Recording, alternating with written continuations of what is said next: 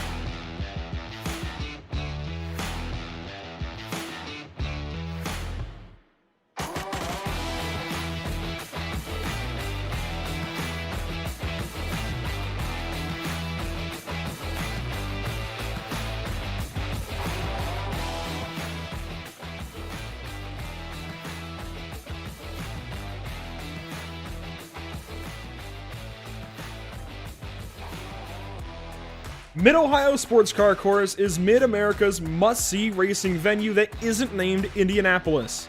Overshadowed? Maybe. Underrated? Certainly. Breathtaking? Undoubtedly. Mid-Ohio stands up with VIR and Watkins Glen as one of America's best courses that's built to just follow the land. And tonight we're lucky enough to be witness to GT1 action on the virtual blacktop. Welcome to PitStop TV. My name is Andrew Cardinale IV, JP Costa alongside for this one as per usual, and this is going to be a fun one. Of course, Mid-Ohio, again, it is one of those courses that follows the land so well, JP. That makes it a bit more challenging. The elevation changes, a little bit of off-camber, sometimes cambered corners. It really tends to trip up drivers.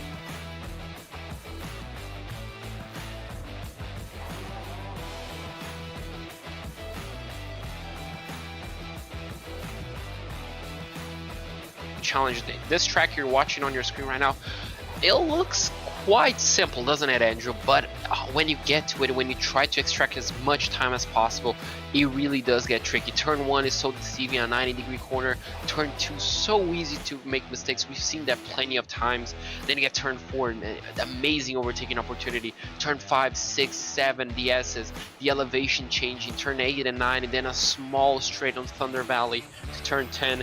And then turns 11 and 12 as you enter the carousel, and then you can choose to enter the pit lane or choose to finish your lap. And I mean, Andrew, as you mentioned, the elevation changes, the cars that they're driving, they're gonna make it very, very difficult for these drivers to extract as much time as possible over 45 minutes of racing. Yeah, Mid-Ohio, Sector 1 looks simple, even through maybe Turn 5, but really Turn 5 is where things get really complicated.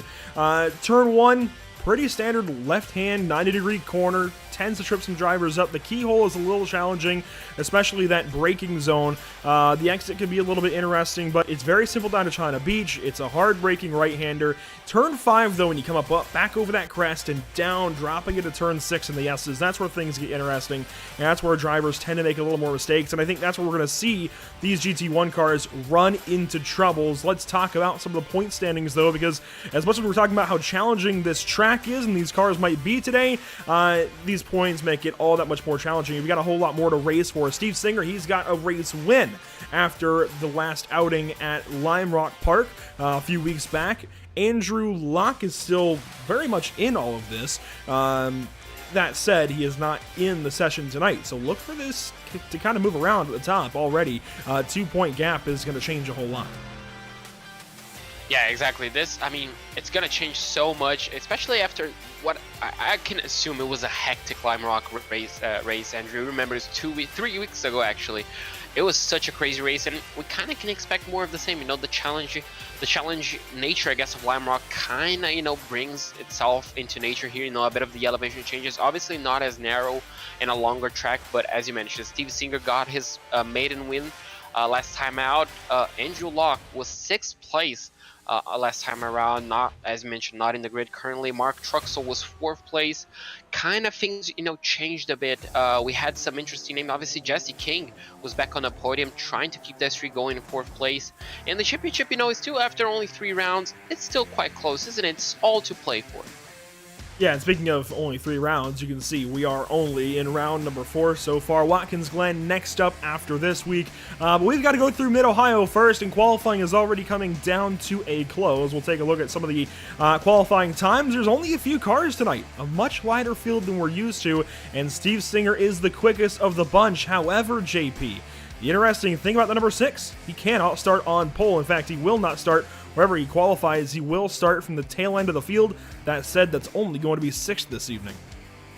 Yeah, I think that's going to be one of the best places to start, from the back. Not a lot of people to pass, and obviously, I mean, 6 people, they're going to be very, very careful going down into turn 1. They're going to be very careful. There's not a lot of room to make mistakes, and even with this little roster of drivers, you know, it's gonna be, I guess, easy to just follow one another, to be more patient, because, you know, you're not dropping too further back. You know, you're just, at worst place scenario, you're dropping down to 6th place, so not a lot to risk for, even if you get a DNF. Yeah, I mean, you're absolutely right. I don't really have a whole lot else actually to add to that point. So solid points there JP. Do want to thank you all for tuning in this evening here on, well, Facebook, Twitter, YouTube, Twitch, wherever you're watching from. Glad that you're joining us for this evening of action. It's going to be a lighter one. It's going to be a much more laid-back race, I think, for the drivers and us up in the booth. And for the guys that are here tonight and do get the benefit of getting all of these points, they've got to be, I think, glad that they showed up, glad that they're here, glad that they get this easier run through the evening and get to kind of stat pad a little bit. I think that's quite a good thing, if anything, for these drivers this evening at the Mid-Ohio Sports Car Course. Looks like we should be rolling into... We should be into our race at any point in time. For some reason, our timing and scoring is deciding to be a little bit wonky. We can still go through our grade. Starting on pole is not going to be Steve Singer because, again, he will be dropping to the tail end. Starting second will be, well, I guess, yeah, starting second still will be Reese Clayton in the number 14. Moving up to pole position will be Cody Harger in the number 66. You can see these guys grading up here. Brian Rose in the number 89. That might be a little bit drastic there. We'll go ahead and go to our static shot. Starting fifth this evening is going to be the 15 of Vincent Short. Mark Truxell will join him towards the tail end of the field. And, of course, Steve Singer will get an EOL penalty. That is for winning last time out at Lime Rock Park. That is how the Superior Class Auto Racing leagues do things. It doesn't matter what league it is, it seems like. That is just how they decide to do that. I like that, I think. Kick the winner back to the back end of the field and force them to come back through the field next time out.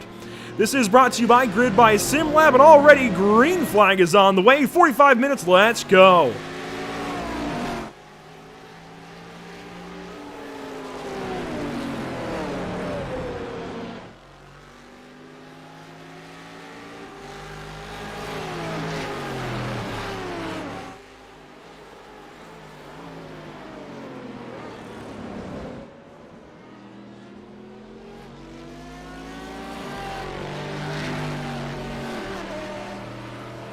Already down through turn number 2, turn 3, and we'll be headed down to China Beach. Vincent Short into second place. Reese Clayton get a challenge out of turn 4.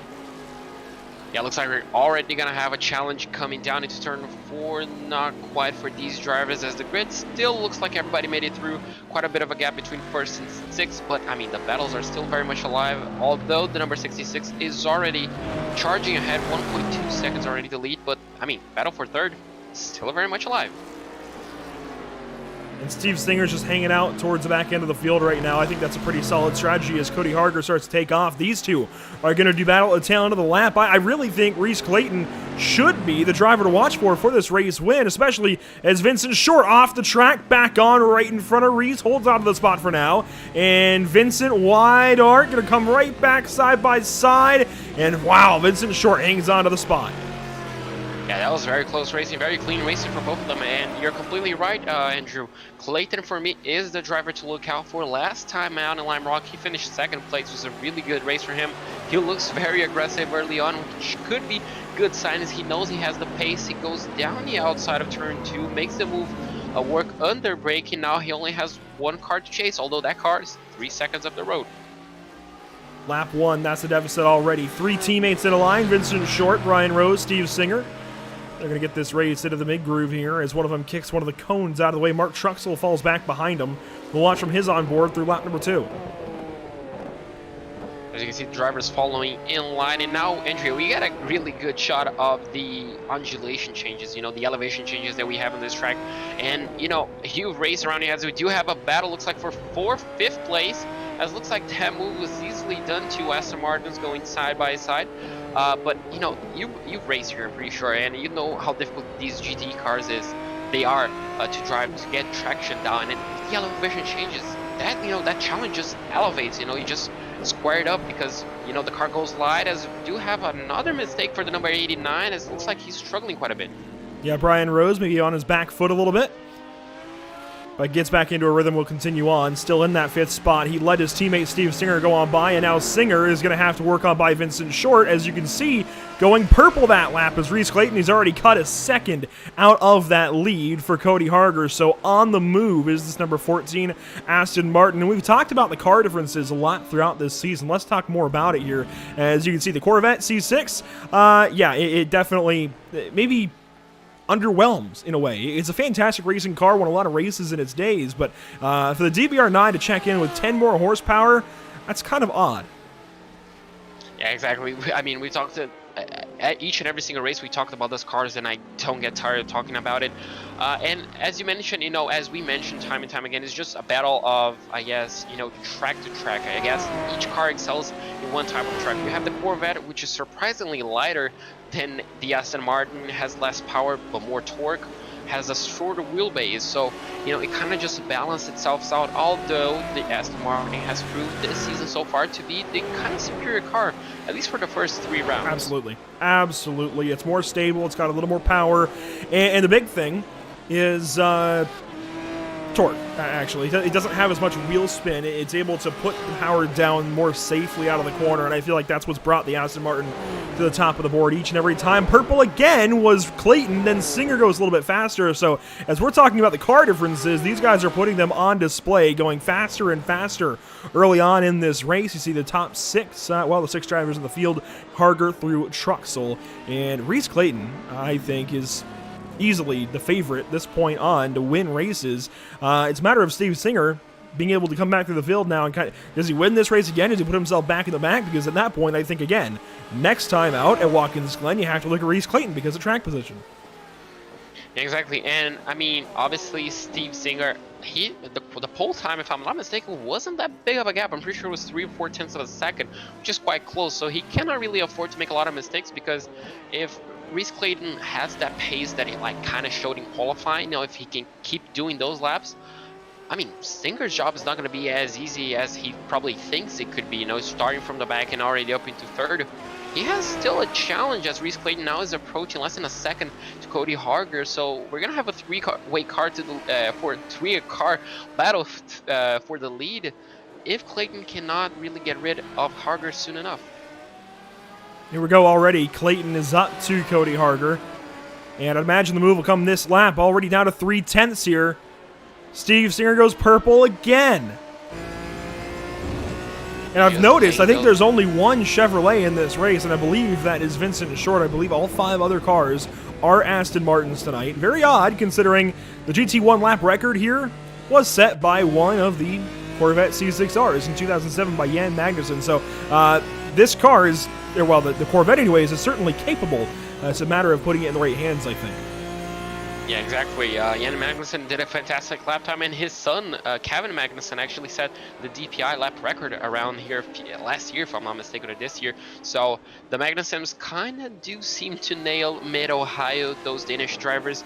They do kind of seem to know their way around this American circuit, but yeah, unfortunately, only one Corvette. Kind of sad. It's not the American, I guess, the American muscle kind of just posting itself out. The British drivers, the British car actually is quite dominating this season so far, as it looks like Clayton still cannot get past Harger, and that's allowing Steve Singer to get by. It's at least going to allow him to draw close, not get by just yet, as Harger wide in the carousel gets back in front of Clayton. Oh, Clayton's got around! Oh my goodness. Oh, that's going to be hard. And a crash further back, and you see Short and Rose tangled up. This, I think, is cause enough for a full course yellow. We'll see if admins throw it. We also may get our halfway break that we've seen a couple of times already. Wow. We're going to go back and check this out for Reese Clayton first once he gets back rolling, and he will do so. So we'll go back and figure out the issue for the driver of the number 14. I think he just made a mistake, just got loose as he was behind Cody Harger. This is another look at things, and overhead a little bit. He just gets loose out of the final corner. I'm pretty sure, yeah, he just kind of gets throttle. I'm not pretty sure if it was even throttle happy.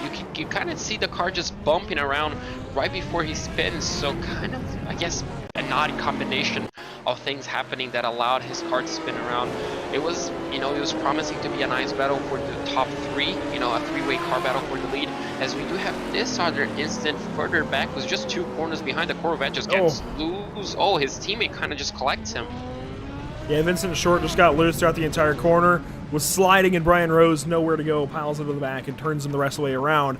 Now, all of this sorting out has put Steve Singer in the lead. He's just taken that from Cody Harger in turns 1 and 2, and Oh, he's actually already come back around to complete that lap. So Steve Singer's already completed a lap in the race lead. That puts Cody Harger now in second. Truxell into third. Vincent Short has moved into fourth, Brian Rose fifth, and Reese Clayton has dropped all the way back to sixth position. And the gap ahead is somewhere in the range of 4 seconds almost. Oh, so the gap is absolutely building. Unfortunately for Reese Clayton, dropping from second all the way down to last, all that, albeit sixth place, that's gotta hurt a little bit. 20 seconds further back. Cody Harger kind of sticking around with Steve Singer. I'm not quite sure if he's going to be able to make a comeback, trying to make another move.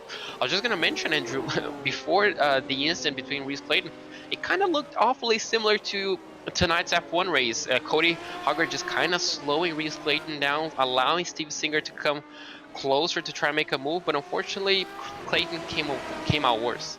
Is that a reference to Checo? Exactly. That was a great race. We'll leave that conversation for the day. I think we could certainly have a year's worth of conversation out of that race, but it was a good one. If you missed it, we won't spoil anything too much further. Steve Singer leading now with just about 10 minutes in the books. Cody Harger sitting about a second back, and I think Harger might be able to hold up to Steve Singer a little bit more over the course of a long run. I don't know why I have that feeling, but I just have that inkling about these two. I feel like Clayton might have been able to pull away a little faster, but Singer might not. We'll see how that develops over the course of this race. One more battle to look at would be Brian Rose catching back up to Vincent Short. Rose now with that nose damage from getting into the back end of Short. He may also have company from behind, as there is the white Aston Martin in the distance. Yeah, Reese Clayton is going to catch these two up if they do not work as a team. Obviously, both Aston Martins are going to be damaged on the front, so quite similar, I guess, aerodynamic struggle for both of them. So we're just going to have to wait and see. Looks like, as you mentioned, Cody Harger might be able to keep up. Looks like Cody's just, I guess, bad sector is going to be the final two corners. He seems to struggle quite a bit last time around. He lost 0.3 of a second in the span of 2 laps, so he's just losing a bit of time on that. Now we're looking, obviously, at Brian Rose. He's trying to catch up to his teammate, kind of in the slipstream zone, but Clayton is catching up fast. Yeah, Reese Clayton, much like earlier on in this race, is just reeling the car ahead in. This time it's Brian Rose that he's reeling in. On board now with Reese, and he's a smooth operator from what I can tell. That one misstep is the only misstep we've seen out of him so far. Was fantastic at Lime Rock Park for round number 3. And now a problem for Steve Singer. And a problem now for Vincent Short and Brian Rose. Oh my gosh, we're having problems all around with all 3 of the Popple cars as the number 6 has gone around and lost the race lead. Cody Harger back on point. What happened? I was shocked that the teammates nearly collected one another. Pretty sure that was Rose kind of just nearly sliding into his teammate, but I didn't even notice Singer losing the lead. So are we watching Singer right now? Yeah, so this is the number 6 Aston Martin. He's going to come around through Thunder Valley towards the carousel, and it's going to be right here off that curbing, just over the crest. The car just steps out, goes around, and he loses that spot. And then everything happens with Vincent Short and Brian Rose, and it already kind of happened at that point.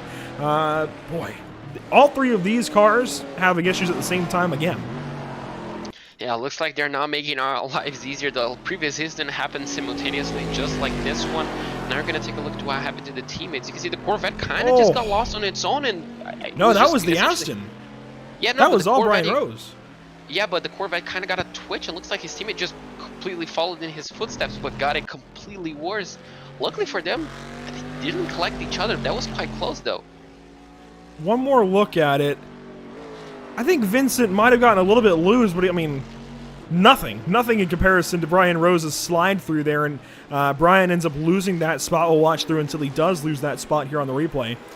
And now Reese Clayton is all over Vincent Short, but we'll come back to that live in a moment. Where does Brian Rose lose the spot? I'd imagine right here in the carousel.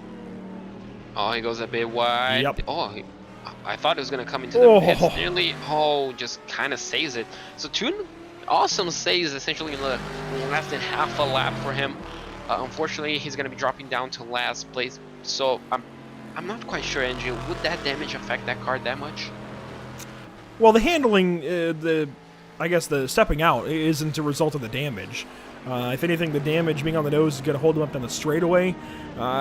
Really, it's a matter of just trying to handle this race car. It is a handful. GT1 cars are a handful. They are tough to drive. They don't have the same assist that GTD cars, GT3 cars have. Of course, GT1 is the predecessor to GT Le Mans and GTE. So these cars are a handful to drive. If you've driven more modern-day GTLM or GTE cars, you'll know kind of what I'm talking about with the lack of assist. Side-by-side now over turn 5. You saw the move into China Beach where the 14 was looking, couldn't do anything with it. Now it sits back behind in turn 6 even. So Reese Clayton playing very nicely with his food as he looks to get on by the 15 car. Short loose again. This time they'll run into Thunder Valley. It's just a matter of time, isn't it? The number 14 looks so much more planted, so much more confident. The 15, decent short, kind of struggling, kind of feeling the pressure right now. Will the move happen on the same corner as his teammate? He kind of just goes a little bit easier on the second to last corner, trying to get the late apex to get a better run into the final corner, trying to get into the power as soon as possible. Looks like both of them do pretty much at the exact same time. It looks like we're going to have, in a bit, a battle for the lead as Steven Singer is less than half a second away from the leader, but the number 14 got an extremely better run. He's going to have the inside down into turn 2. This should be move done and dusted. Good move there from Reese Clayton, gets that spot back. We'll flash back up front to our leaders. Coming down turn 5 now into turn 6. And the number 6 is looking to get by the number 66. They're going to go head to tail. This is going to be, once again, Cody Harger kind of learned from last time around how Steve Singer got past him, so he kind of may know how to defend a little bit. Steve looking so much more confident on the exit of those corners. The Aston just working on his favor. As you can see, just a bit more confidence as they head into the second to last corner. Will we see a mistake from the number 66? Ooh. No, we kind of do. Oh, the number 6 goes into the pits. All right, I like this side of Steve Singer. Going to come into the pit lane and get himself some service. We should see this car only take fuel. I doubt we'll see these cars go on the jack stands today, but who knows? As Singer's going to come into his box right about, well, he went fastest in qualifying, so the first box up, last box I suppose, misses it by the slightest of margins, and he's already got the wheel cranked to the right. I don't think he's taking tires, just waiting on fuel here. 10 seconds in the box. I think we're going to see, oh, well, I was going to say 15, but it's more like 12. Yeah, we have to, I'm pretty sure, yeah, we wouldn't really need to deduct any time from that small mistake. It's going to be on the overall pit timer, so we should see around, what, a 29-second total pit stop, Andrew? Somewhere around that, I think so. Yeah, if he had a 31, well, not even that short. I think a 30. He didn't lose much time at all in that little misstep. It was maybe a second or so, if even that. Really didn't hold him up too much at all, as we have a battle right ahead. Teammates again, this time down to China Beach. Vincent Short up the inside. Brian Rose. Oh, and Short's now off. Oh! Somehow Short got it completely wrong. As you can see, Steve Singer taking it really easy to avoid any contact with his teammate. What on earth happened to the Corvette? Well, charged the corner, got a bit loose, and now has a right mirror dangling off that car, kind of waving hello and goodbye to us all at the same time. That mirror is not going to do anything for you, Vincent, when it's pointing up at the sky. I'm sorry to tell you. Yeah, it's not going to do it. Luckily for him, he has quite a big gap to the leader, who would be technically the car behind him. Unfortunately for him, that car is going to be behaving a little bit worse since he kind of sideswiped the barrier. Does he come into the pits? No, he kind of just carries it on. In my opinion, should have followed maybe the leader footsteps, kind of pitting it a bit early, get the damage dealt with, just come back and trying to regroup yourself. But luckily, luckily for him, he kind of just decides to stay on track and try to soldier on. As you can see now, both teammates once again trying to fight, as you're going to have Steven Singer approaching Brian Rose. Love these drone points of view. Really kind of changes the way you look at a racetrack and look at these cars going around here. Being able to kind of follow them a little bit, have these really cool perspectives flying down into the corners. This is down to turn number 4 now for Brian Rose. Oh my goodness. That makes it look so much faster. Yeah, they're amazing. I congratulated you, and I gave you props pre-race, pre-broadcast actually, and I'm gonna do it again live because this is amazing work, Andrew. The amazing work right now is Cody Harger hanging on to his car. I mean, we've seen issues each time that Steve Singer has got up to him and tried to go by, and Cody Harger continues to just chill. He's just running his own race, nice and quietly now into the keyhole. Great perspective here as he works on through turn number 2. He'll fire back down to 3, a little wide there, so 1x potentially, more than likely, but all things considered, pretty solid. Yeah, pretty solid. He just needs to control the pace right now. Just kind of just match his own pace. Try to stay as close as he can to that relative, ticker that's gonna have above his head. Just kind of just follow the delta. Try to keep it, on the green. Trying to improve your lap times, but don't take too many risks. You're in the lead. You have 8 seconds, 7.2 seconds. Steve Singer kind of just got held up by his teammates, still being kind of held up by his teammates. So you can kind of afford to take it a little bit easier to avoid any major mistakes, because we saw from the leaders, if you just get a small mistake, even if you're not going too much off the road, you're going to lose around 6 seconds.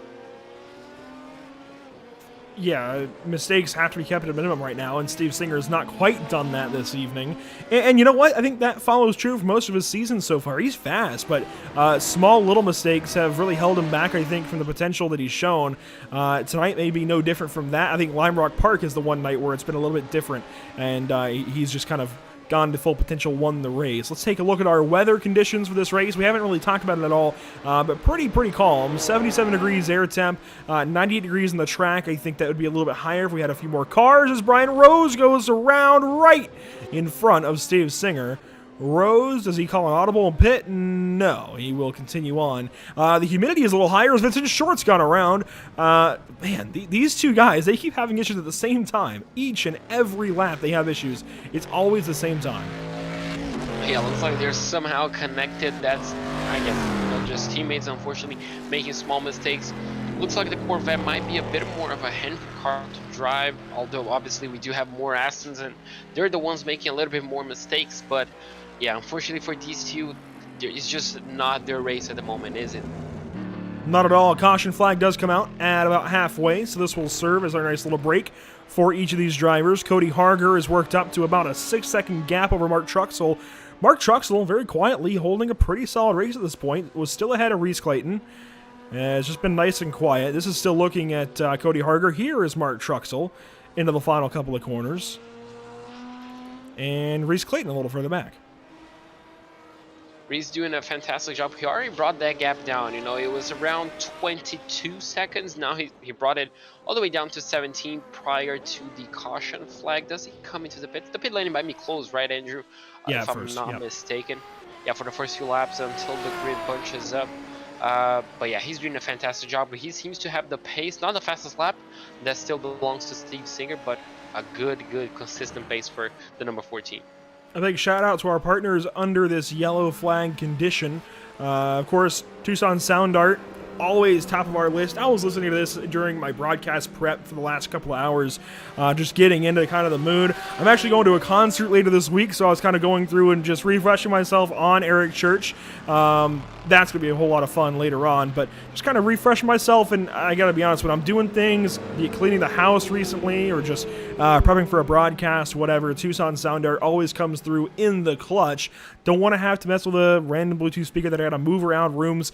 That the wall art that Tucson Sound Art provides, yeah, it covers almost the entire house, it feels like. I can go out into the living room, have the device in my bedroom, and I still hear it crystal clear. It's fantastic. So certainly recommend the product. We're coming into the holiday season. If you don't have a gift yet, I certainly recommend Tucson Sound Art. It might be getting a little close. You want to hurry up and get your order in now. TucsonSoundArt.com. And of course, promo code PitStop TV at checkout will help you out. That's 10% off of your order. A big shout out as well to Permanent Makeup and Cryo in Maine and Whiplash Media. Of course, the broadcast, graphic, and camera provider of PitStop TV, as well as BAM Racing videos by a race fan for the racing community. We're going to head over to a quick break. We'll be side by side, though. You won't miss a thing as these guys work around under yellow, get some pit stops in, and get ready to go back green flag racing here in just a few moments. Don't go anywhere.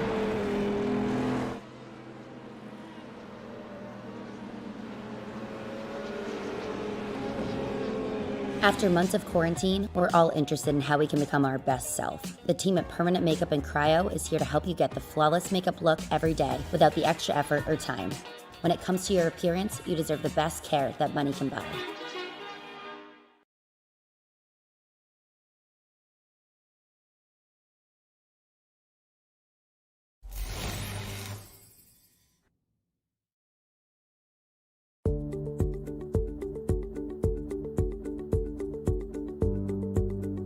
Sound Art is a product that is a speaker and it's art. We combine it together and we call it Sound Art. What makes it so unique that any picture can be your speaker? Sound Art gives you the high quality sound without the ugly speaker.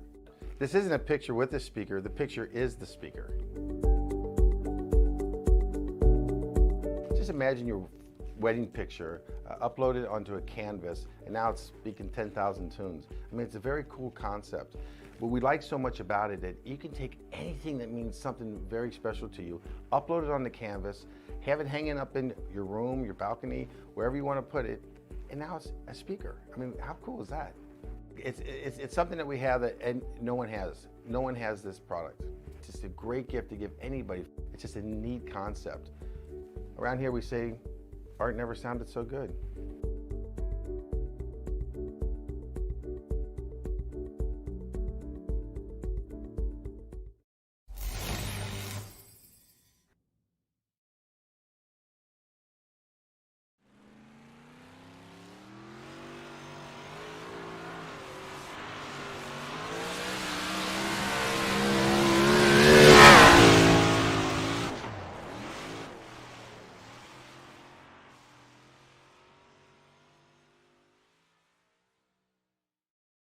Have you found yourself trying to hide your joy because you're unhappy with your teeth? Your smile is the first feature noticed in an interview, on a date, or in family photos. We want you to be able to shine bright as your best self, and our teeth whitening system is the perfect step toward restoring your confidence.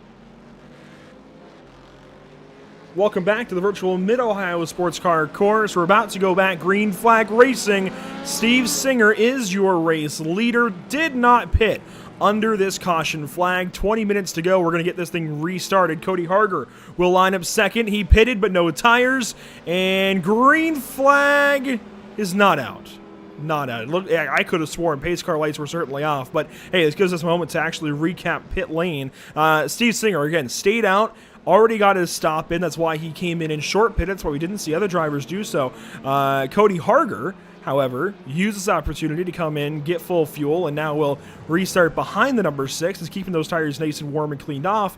But everybody else behind took tires. You might have noticed that during our side-by-side. Reese Clayton, Mark Truxell, Brian Rose, Vincent Short, they all took tires here, and Truxell actually got out ahead of Clayton, so holds on to that third spot. Yeah, that could be quite important, at least for the first few laps. If he can get a nice rhythm, he could possibly keep Clayton back. Only 19 minutes, probably 18, 17 by the time the pace car comes in. So if you can just nail a few of those laps, he might just be able to hold down the number 14. Not quite sure. And obviously anything can happen between those two up front. You know, I'm pretty sure a battle for the lead will emerge as soon as the green flag drops. Now, the fact that we've had this enthralling, this interesting of a race with 6 cars, I think proves why people need to keep their eyes on the Superior Class Auto Racing Grid Sports Car Challenge, Sports Car Championship. I forget which, honestly. I'm going to have to refresh myself on that. But this has been fantastic racing every single time we've shown up. There have been some spills, been some moments, certainly, where drivers have had maybe moments they want to forget. But fantastic racing week in, week out. And the fact that there's 6 cars here, this is a development series, this gives you an opportunity as a driver to properly develop, and in a car that is difficult to drive, that is going to help tune your driving skills. I certainly recommend checking these guys out and getting in the field for races to come. Next up is Watkins Glen. It just got reprofiled completely, so we get the brand new Watkins Glen already here on PitStop TV. In fact, we had that earlier on in the season for the North American Racing League GT3 season. I'm so glad that we get to go from that Watkins Glen earlier on, just a couple months ago, now to the brand new Watkins Glen. A pretty recent reminder, I guess, as to what it was like before this most recent December build on the iRacing.com service. Coming to green flag, certainly this time. Pace car is in, and Steve Singer leads us out of the final corner. Green flag back out.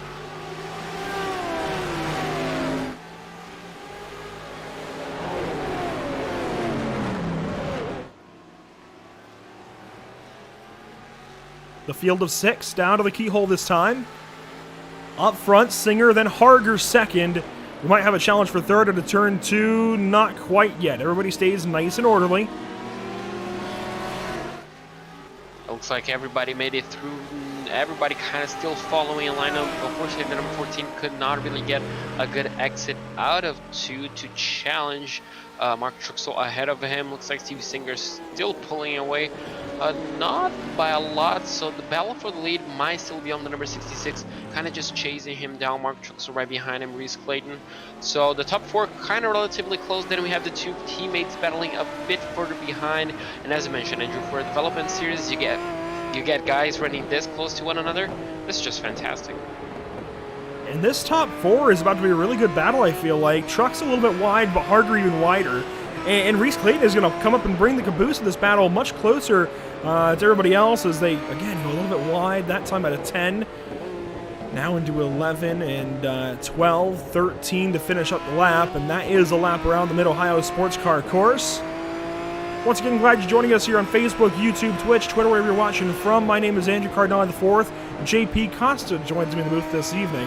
And we are about to be witness to a fantastic battle for second. Harger with some pressure from Truxell down to the keyhole.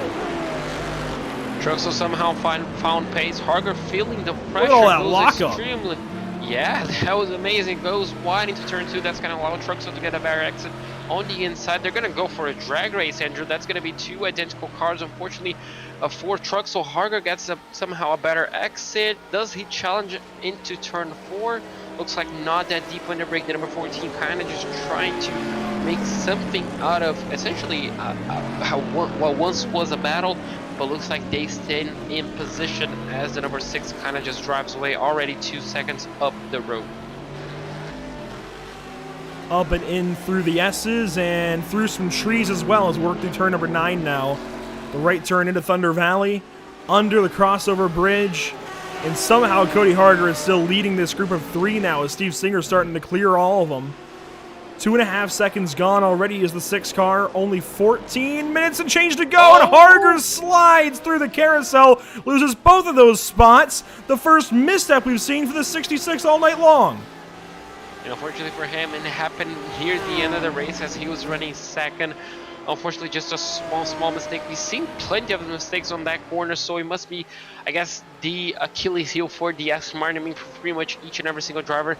That promoted Truxell into second, Clayton into third. So now we're going to have a battle for second between those 2. Can Truxell keep Clayton behind for the remaining 14 minutes? I'd imagine these drivers are having downforce issues. Of course, when you slow down, you generate less downforce. So in a very slow, sweeping corner, it's difficult to generate that rear downforce. And if we're already on a medium or low downforce setup, I think that's kind of just what the issue is right now, is there isn't enough rear downforce on the Aston or the Chevy, as we've seen issues with Vincent Short. I think these GT1 cars just have a little bit too little rear downforce through the carousel. Yeah, that could explain a lot of the spins, half spins, and mistakes we're seeing on those kind of slow corners. We saw the number 66 locking up into turn 2. That might be, obviously over ambitious on the brake, but obviously a bit of maybe lack of downforce on the front end, as this is the corner that we've seen plenty of mistakes. As you can see, some drivers electing to take different lines. That might also, that has to be taken into consideration. You're just carrying too much speed. And as you mentioned, the rear downforce, it's not going to be there to help you if you're just way too ambitious. But the battle for second is still on, and Truxell somehow on the second stint found the pace to keep Clayton behind. Watching these guys now for the keyhole, 13 minutes to go. I'm really, really impressed right now with Mark Truxell. He's done his homework. He has put some effort in to get much better on these road courses, and something is clicking for him at least. I mean, he has been fantastic compared to maybe a little forgettable those first couple of rounds. I mean, this is fantastic stuff from Mark Truxell. I think... Oh, Steve Singer! Oh my, you're kidding me!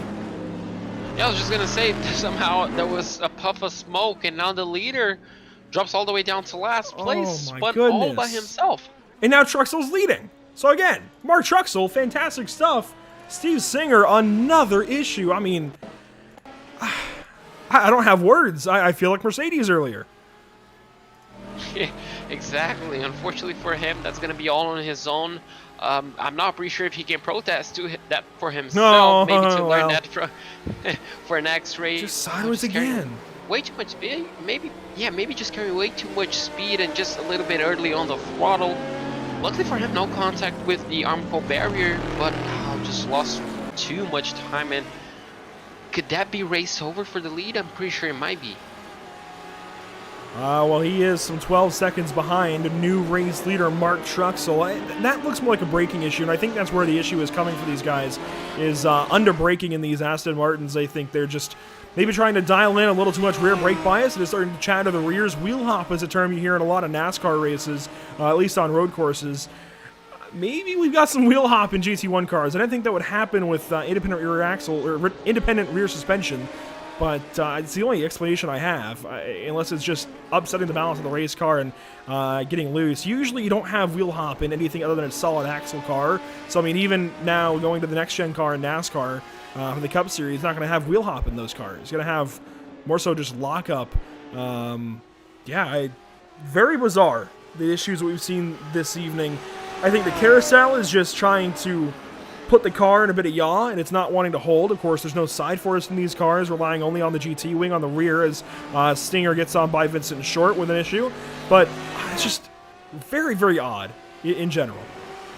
Yeah, I mean, we've seen mistakes all throughout. We've seen mistakes on entry, on mid-corner, and also on the exit. So it's kind of the problem has to be, I guess, maybe just, the car and the tri-combo might not be the easiest one to drive. You can make a simple mistake on entry carrying too much speed, and that mistake may carry out through the middle part of the corner, the rear just tapping out, not having enough air on that rear wing to essentially hold the car to point the right direction. And obviously on the exit might just be, a little bit too much throttle on the car. But, luckily for Mark Truxell, he's not having a lot of those issues, maybe not having any of those issues right now, but the one issue that he has is a very, very close second place chasing him down.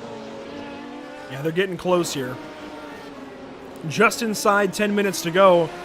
Something else we have not talked about, and I've actually just noticed this in our timing screen. Fast repairs. All but 2 drivers have already taken their fast repair in this race. Those 2 drivers being Reese Clayton and Vincent Short. So props to Vincent Short being able to continue so far without using his fast repair. Everybody else has used theirs. If we have an issue, especially between these 2 leaders, Truxell's already burned his. Clayton has not. And that could be a real game changer towards the end of the race. Obviously, if you have to use your fast repair at the 9-minute mark to the end of the race, obviously you're not going to be probably battling for the lead because you're going to lose too much time on the pit. But, that could be the difference between finishing 6th in this case or finishing 5th or 4th. So it could be an interesting challenge for Clayton. Obviously, the best case scenario, he won't even have to use it. But only time will tell. 9 minutes to go. Kind of trying to approach Mark Truxell, but they seem to be so equally matched all throughout the circuit. I cannot see this move happening unless a mistake from Truxell or maybe a dive bomb from Clayton. Mid-Ohio is pretty interesting. It's not your conventional road course. It's difficult to pass and also easy to pass in some ways. It depends on the race car, obviously. But you get into this kind of section of the racetrack, and in these big GT1 cars, very much follow the leader until you get back around to the carousel, and maybe then you've got an opportunity to kind of poke your nose to the inside, and Truxell wide through Thunder Valley. This might open things up again. Reese Clayton into the carousel. Maybe he can poke his nose to the inside, maybe even the outside, and kind of catch Mark Truxell sleeping, try and find a way by. Truxell sideways through the carousel, hung on to it. That was a downshift that got him sideways. So maybe that's been the issue for these Aston Martins. Maybe in between gears. Into turn 1 now, and the car seems stable. Maybe a bobble there to Clayton. This is the best passing opportunity on the racetrack. I think the keyhole. China Beach as well. Turns 2 and 4, the best passing opportunities. Clayton has to look up the inside. Yeah, he just pokes his nose in. Truxell has to kind of just left the door open, and unfortunately for him, that's going to be the lead gone. Does he have any answer to that? Clayton was kind of decisive into it, left the space, went down the inside, and just drove on by already. 0.4 of a second. I'm not pretty sure Truxell has anything to do to respond on this lap, so he kind of just has to nail the rest of the lap and try to get him back on the same place he lost the lead. Mark Truxell is looking big picture here, I think. That looked like the defense of a driver that was looking big picture. He didn't really defend at all. Kind of allowed Clayton to have that moment into turn 2 into the keyhole and kind of just facilitated the pass. Now sits back in second place and is happy to be here, I think, just racing his own race. the driver intelligence here for Mark Truxell is genuinely sky high. I am so impressed right now with the number 5 car. Yeah, he's doing fantastic. And as you mentioned, at this point in time, just keep your car on the road. Just as you mentioned, think about the big picture. 6 minutes to go. Is it worth risking everything for that win? That potential win. It could just easily slip out. You've already burned your fast repair. I mean, you have to keep your car on track unless you want to finish 6th place. It's still 1 second, so he can kind of just allow Clay to pull him in. The 3rd place is 7 seconds behind. There's no reason to overdrive your car and risk a mistake as we have seen so often. And I mean, this guy has been the proof. He was just running by himself, Andrew, and a small mistake cost him the lead. Now he's all the way back down into 4th place. Yeah, Steve was doing so good earlier in this race. Certainly, I called out Reese Clayton as the one to watch, and then Steve Singer showed me why I was wrong, and then showed me why I was right. Looked so good earlier on. Now you can see he is pushing. He wants to at least get back onto a podium, and he is close. He is closing in on Cody Harger for 3rd. He's got reason to push here in these final few minutes. It's just the mistakes out of Steve tonight has been really heartbreaking, I feel. Yeah, exactly. He's going to be feeling those after he watches either his replays or the broadcast. He's going to He is one that I know he watches these broadcasts back, and I feel for him, man. I really do, but the mistakes have been all him. Yeah, 100%. And no, there's no one to blame but yourself. And as we mentioned, this is a development series. Luckily for him, he can learn from this. It's still plenty of time in the season for you to get the hang of this car, and we learn from the mistakes. You're going to learn as, there we go, fastest lap of the race, being the fastest driver. After, you make a mistake, you and then why? What to do and not to do. And, well, I'm pretty sure he's not going to be going too wide next time out on turn 1. He has made up a lot of time, already 3 seconds or so on the leaders since his most recent spin. And he's closing still on Cody Harger. Could Cody lose the podium with 3 minutes to go? Maybe, 3-4 laps to go at this point? Well, Steve hopes so. Yeah, Steve hopes so. Cody definitely doesn't. Cody's definitely hoping for another mistake for Steve. Steve is hoping to just stay on track and kind of just force Cody into a mistake. These drivers have already battled for the lead. Unfortunately for them, they're battling for the final step of the podium right now. Here we go, Thunder Valley, 4 minutes left. Likely only a couple of laps left. Nose to tail through Thunder Valley, 10, 11 now as they work through the left-hander. Steve Singer is there. A change with the race lead. Oh my goodness, what's gone on? Reese Clayton has lost the spot. I think a spin potentially as Steve Singer puts hopefully for him, the kibosh on this 3rd place for Cody Harger. Once this pass takes place, we will go back and see what happened to Reese Clayton. Turn 1, is that a passing opportunity? Steve Singer tries to make it such. Oh, Steve kind of... Oh no! Oh, that's another thing that happened to number 14. Unfortunately for him, he lost the lead maybe on a half spin, but on the exit of turn 1, that completely settled into a full-on spin and a crash into the barriers, as now the number 66 still holding down the number 6. I thought a move was going to be done into turn 1, into turn 2, but might be done into turn 4. Steve looking on the outside, kind of goes for the switchback, but cannot go too deep on their braking. The number 66 holds position for the time being. Oh, nearly a move. Yeah, it's starting to settle in. He still has 3 minutes to go, so there's still plenty of time to make a move. Let's go back and see if we can't find out what happened to Reese Clayton. This will be a look at things for the number 14 car. Was on his own, entirely on his own. Coming into the final moments, just goes wide in the carousel. Locks up, runs a little wide through the grass. Looks okay, though. I mean, gets back on the track, loses the lead for sure, but looks okay otherwise. I mean, able to continue on. And then what is the issue for him here on the far side? My bad is going to go wide into turn 1. Hit the curbing. No, he hit the curb on the inside. That curb is also deadly. Oh my goodness. Not too big of a crash, luckily for him. He holds the brake. He nearly came back into the circuit. That would have been disastrous for both the number 6 and the number 66. They were coming right behind him. And as we come back live, the number 6 trying to make a move. They nearly door banged. They hit. Oh, they hit, so that's the exit of turn 2. They're going to go drag racing into turn 4. Can Cody Harger hold it around the outside? I mean, he hopes so. They're going to be going equally under brake. The number 66 holds it around the outside. The number 6 has the inside line. Oh, I mean, that's just top-tier defense for the number 66.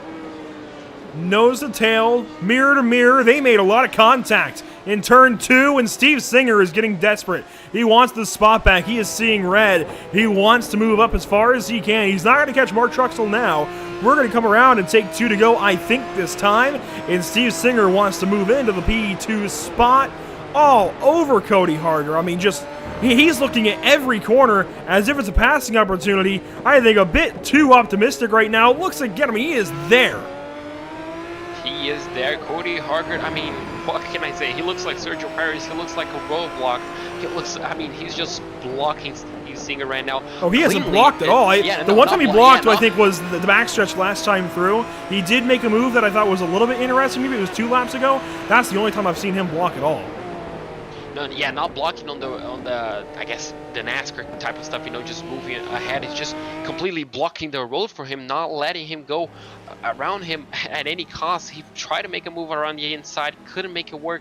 As you can see now, the number 66 protects the inside line into turn 4. The number 6 will have to go the long way around the outside. Can he outbrake Cody Harger? Not quite. Can he hold around the outside? Yes, he can.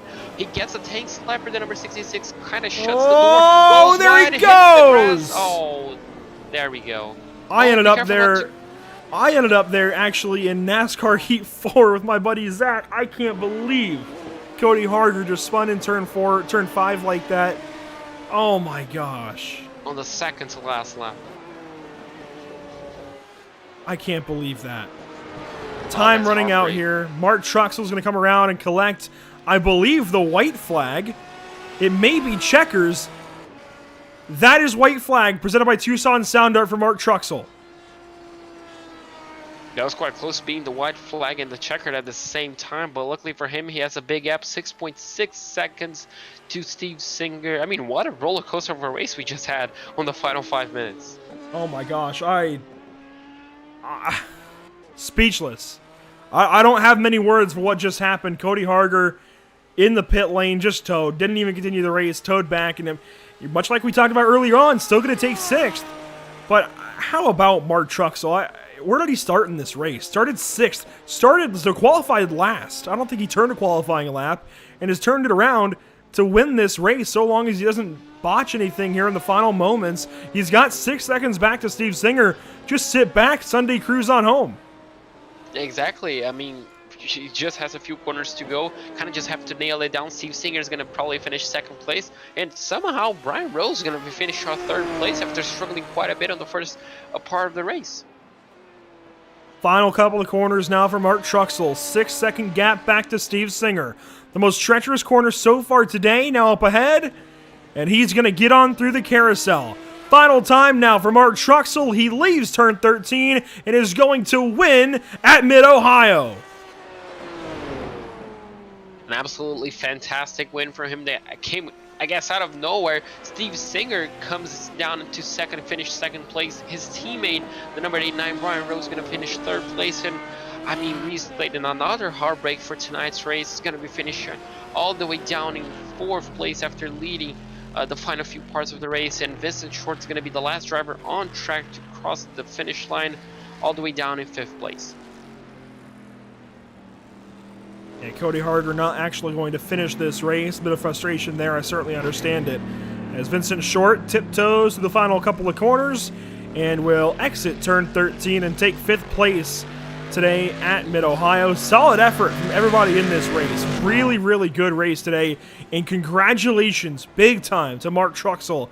Very, very impressed with this race win. Yeah, as you can see, I have no words. You know, it's an absolutely fantastic race for him. He came from absolutely nowhere. Found himself, I guess, after he got tires on the pit stops. After the pit stop, somehow his car just came alive, and well, he made the best out of it. No mistakes on the 2nd stint, and well, made it work. Just absolutely amazing day for the number 5 car. I don't know where this came from. Just the patience I don't think I ever saw him backwards at all.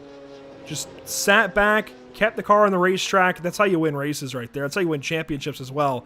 Really, really solid stuff from Mark Truxell. Really, really deserving of this win. Yeah, 100%. I'm pretty sure he was the only car not to make a mistake. I guess you can correct think so, me, yeah. Andrew. But I think so. yeah, the only car who started last place and finished first. That's the true last to first challenge, isn't it?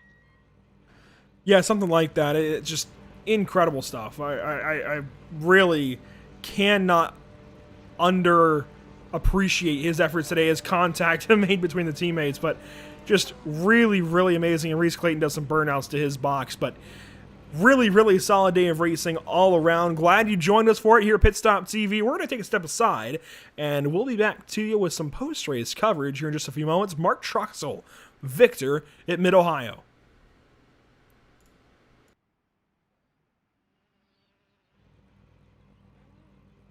Sound Art introduces an entirely new way to listen to music in your home. By combining the best of two products, a revolutionary high-fidelity, low-profile Bluetooth wireless speaker with beautiful artwork. Select from a library of artwork or upload your own photos to personalize your experience. Sound Art ushers in an era of invisible, beautiful, and amazing sound throughout your home and redefines your entire entertainment system. The need to reclaim your floor space and rid your home of unsightly speaker boxes that need to be bolted to the wall is now a thing of the past. Our canvas is printed on high-quality permalite by Breathing Color. And select from our gallery or upload your own. Standard sizes include 16 by 20 and 18 by 24 canvas wrapped. Custom sizing is available, as well as surround sound options.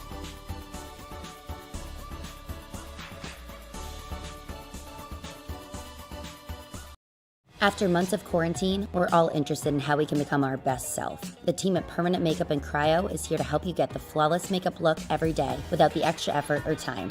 When it comes to your appearance, you deserve the best care that money can buy.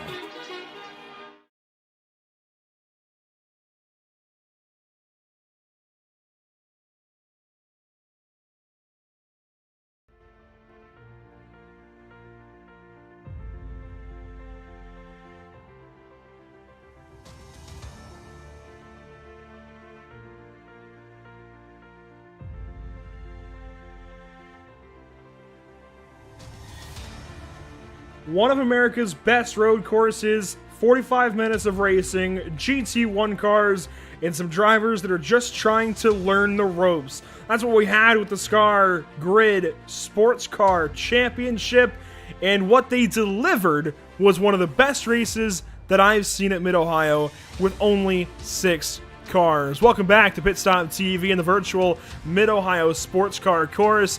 Fantastic stuff as we had JP Costa alongside myself, Andrew Cardinale IV, on the call for this one. Mark Truxell, victor this evening, and I think the congratulations have to go to every single degree. Just fantastic stuff from Mark Truxell. Really, really solid race, really deserving of this win, and we're going to hand things down to JP Costa for the post-race interviews. So, Mark, I mean, what a fantastic drive from you. You started from last place, and I mean, you finished up first. You know, you had a quiet first stint, but then the second stint, just you absolutely came alive. Talk us through your race.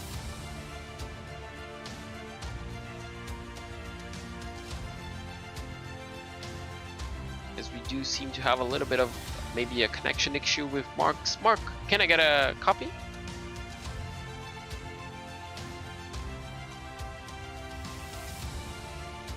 Looks like our race winner unfortunately cannot make it to the mic for the time being, Andrew. Maybe we're gonna get a copy from him later on. As well, looks like I'm gonna pass it back to you for our second place. Oh, Steve Singer.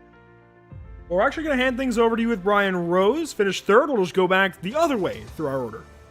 Oh, I don't mind it. So, Brian Rose, I guess back to you. I mean, it's just a tricky combo, isn't it? Mid-Ohio and these GT1 cars. We saw a lot of people struggling. In fact, we're pretty sure that only one car race winner did not make a mistake. Talk us how difficult it is, this combination, the GT1 and Mid-Ohio.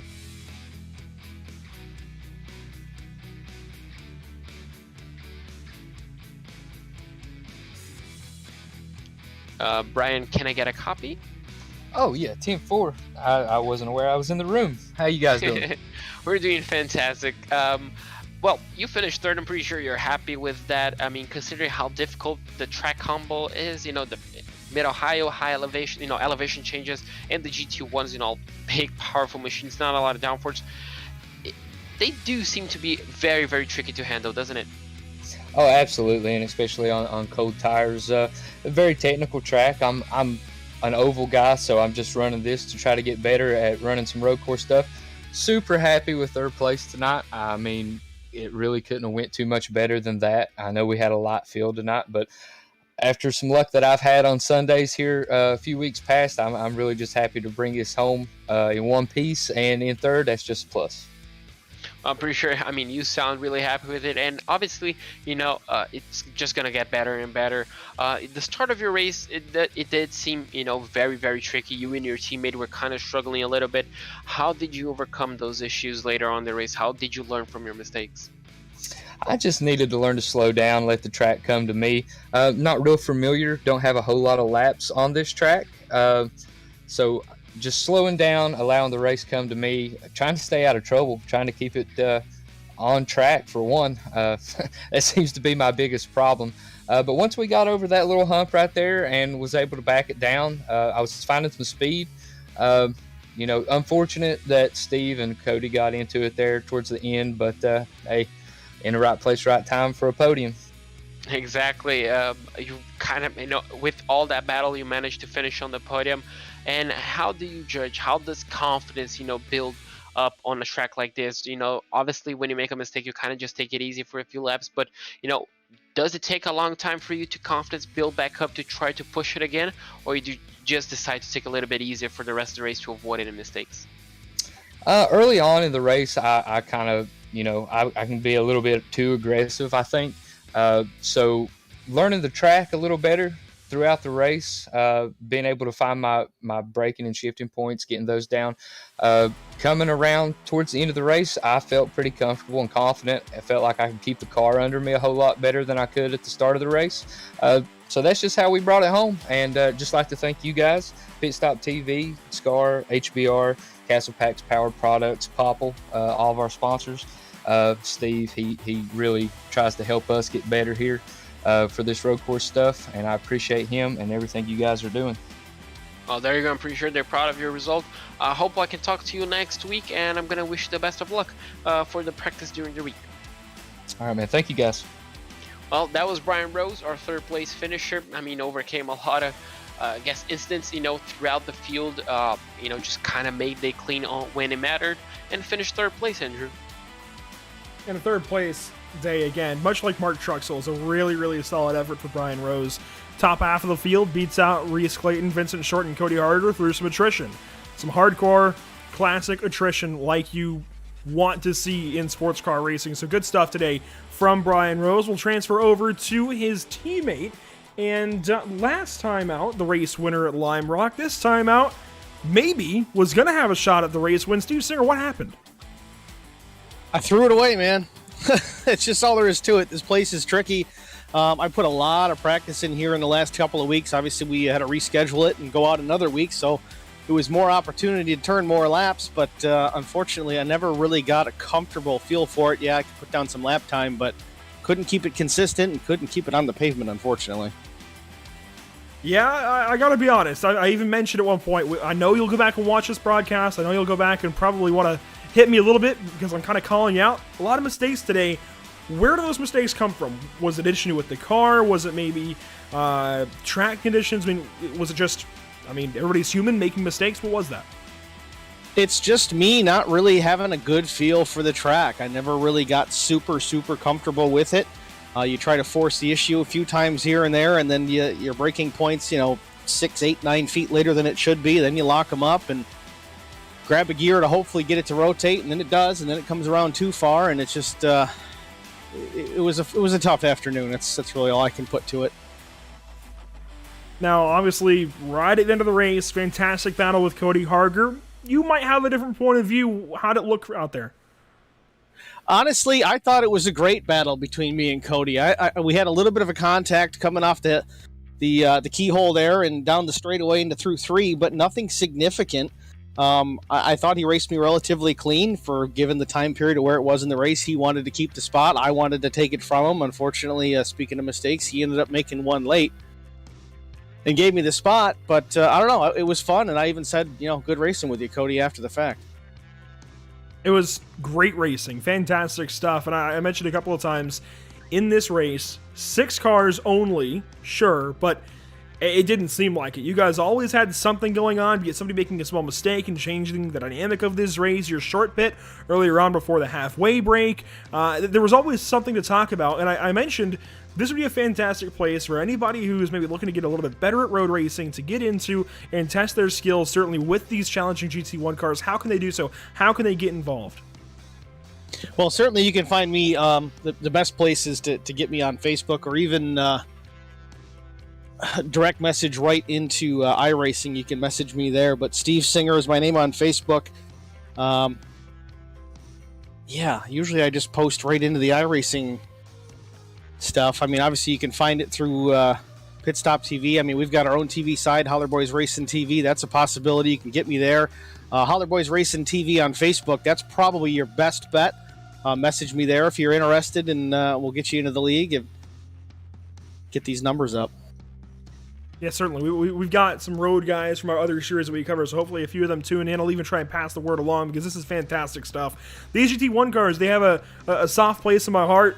Love these things, but we definitely need a few more cars, I think, just to make our jobs up here a little more difficult, as I'm sure you're plenty accustomed to. But that said, Steve, thank you so much for your time this evening. Thanks for the schedule we've got. Fantastic set of racetracks. Thanks for this series.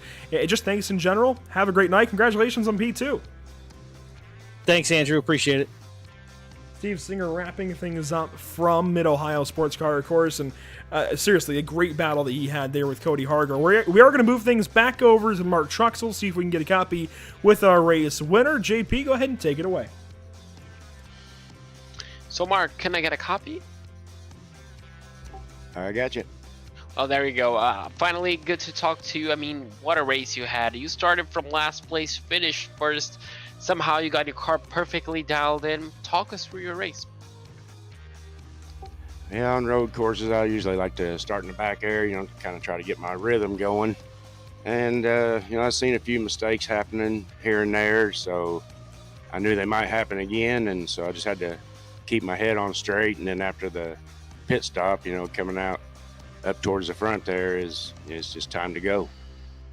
Well, by our calculations, by our eyesight, you were the only car to not make a mistake, to not suffer from a mistake throughout the race. I mean, did you find this track difficult? Were you just taking it easy because you knew how difficult it was? I mean, how did you manage to not make a single mistake throughout this 45-minute race? Thousands and thousands of laps throughout the years. Well, it doesn't get better than that. Practice makes perfect, and you certainly made that work.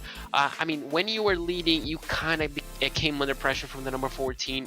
Reese Clayton was really challenged you up until the moment he got past. How did you soak up all the pressure, and what was your view on that move? Did you just let him go? You kind of left the door open.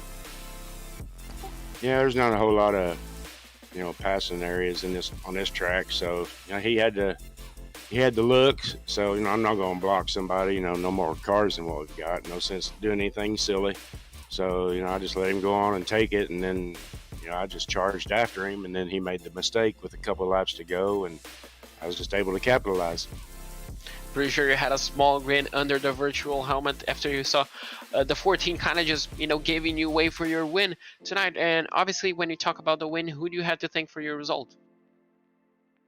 I'd just like to thank everybody that's involved with the race tonight, since we do have a small crowd. You guys and Steve and all those guys racing. I'd like to thank my mom in case she's racing or watching the race. And I'd like to thank my sponsor, Little Tate's Cupcakes.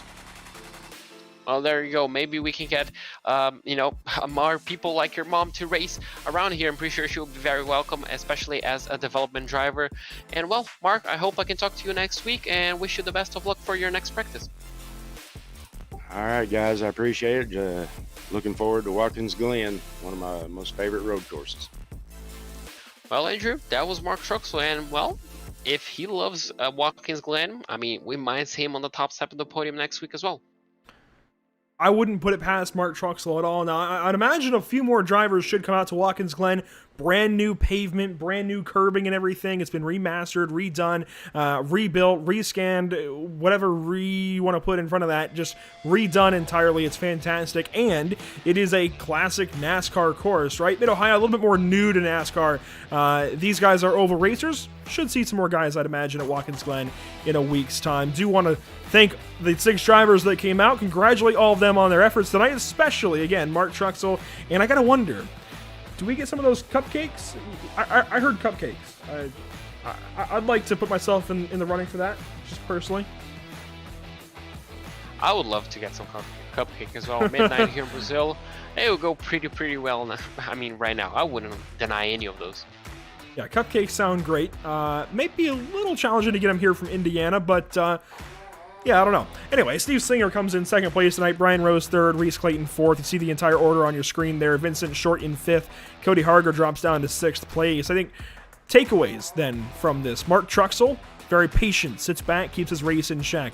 Steve Singer, very fast, just makes a few mistakes. Brian Rose, a little slower, admittedly, than Steve Singer certainly, but I think kept the car in decent condition. Really, the biggest issue that he had all night was when he ran into his own teammate, Vincent Short, and that wasn't even his own fault. Just Vincent lost it in front of him. Reese Clayton, also very good. Made one big mistake tonight.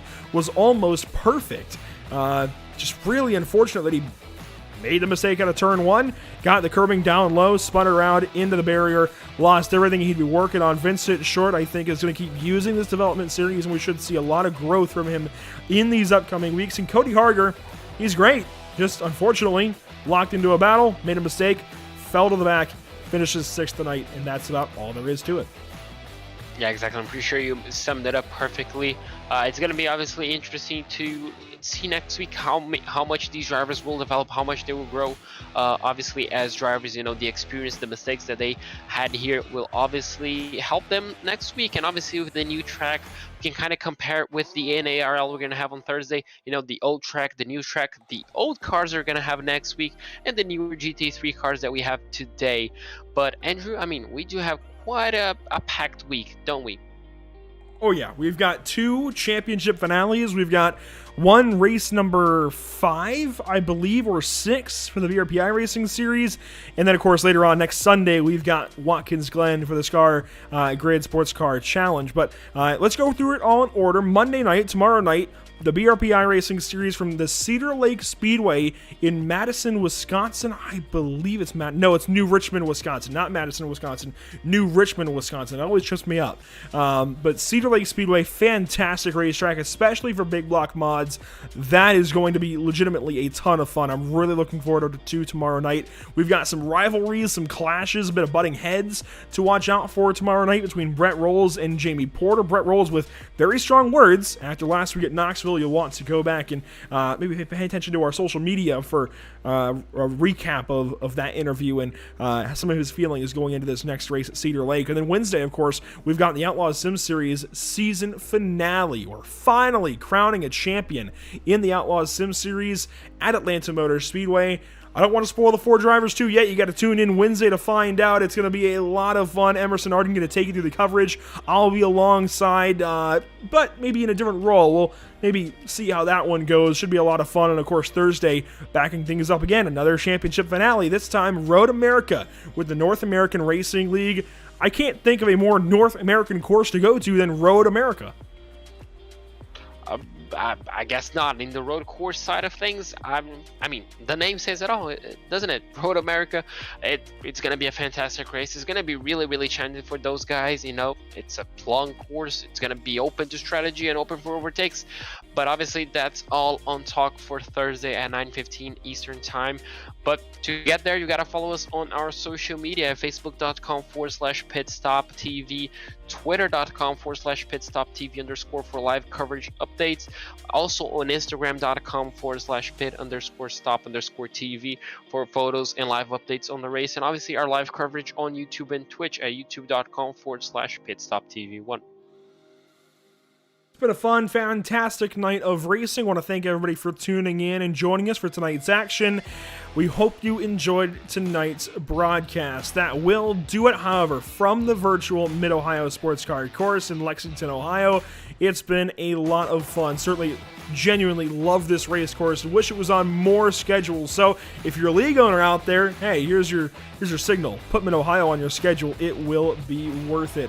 A big shout out to our partners quickly at PitStop TV. Of course, Tucson Sound Art, your picture, your music. Use promo code PitStop TV at checkout for 10% off of your order today. Of course, Permanent Makeup in Cryowood, Maine, where you deserve the best care that money can buy. Check out permanentmakeupinmaine.com for more information. Whiplash Media, the official graphic and camera provider of PitStop TV. Find Whiplash Media on Facebook. That's the biggest recommendation, alongside of BAM Racing videos by a race fan for the racing community. Once again, thank you so much for tuning in. I am Andrew Cardinale IV. JP Costa has joined me on for this one. A shout out to Corey Silva. You know why if you're watching along. Just appreciate everybody for tuning in this evening. Do want to extend our thoughts and prayers out to everybody in the Midwestern United States, particularly through areas of Arkansas, Missouri, Kentucky, Tennessee that were hit by that tornado this earlier on this weekend. Really scary stuff. I can't even fathom being in that position. Certainly thoughts and prayers go out, and if you feel encouraged to donate, I would certainly recommend doing so, donating to a worthy cause that is working to kind of put some of that pain off of those who have been affected by the storm. Really, really crazy stuff. We're just glad that as many people are okay as are okay. So just want to thank everybody again for tuning in this evening. Thoughts and prayers out to the Midwestern United States. We will see you next time. We will see you tomorrow night with the BRPI Racing Series at Cedar Lake.